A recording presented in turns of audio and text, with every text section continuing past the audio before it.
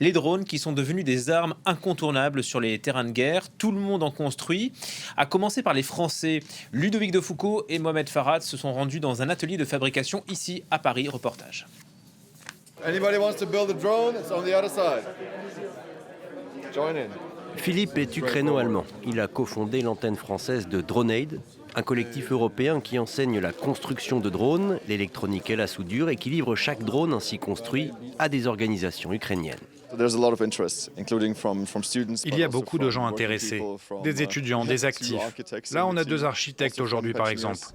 Des retraités aussi, des gens qui, oui, veulent aider l'Ukraine, mais aussi veulent apprendre quelque chose qui pourrait être utile à l'avenir. Normalement, je suis data scientist, rien à voir avec tout ça, mais c'est un meuble qui est un peu avancé à monter, donc voilà.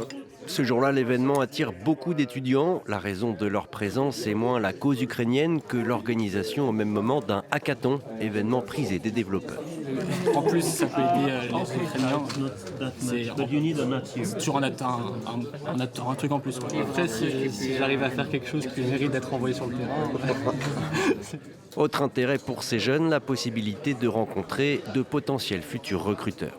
On est très content d'avoir démarré très très fort en France à travers des collaborations avec des entreprises françaises qui vont venir sponsoriser les workshops. Lors de cet atelier, les participants ont pu fabriquer des drones intercepteurs sur une base fournie par un fabricant tchèque. Les organisations ukrainiennes qui les recevront s'assureront qu'ils seront livrés aux unités qui pourraient en avoir besoin. Les drones seront ensuite reconditionnés pour un usage militaire. Interception, reconnaissance, surveillance, relais radio. Les applications sont nombreuses. Avec les drones, la guerre a changé. C'est comme si on passait des chevaliers en épée et en armure à des paysans armés de fusils de chasse. Benjamin Wolba, dont le réseau EDTH sponsorise l'événement, aide les nouveaux talents à intégrer le secteur de la défense.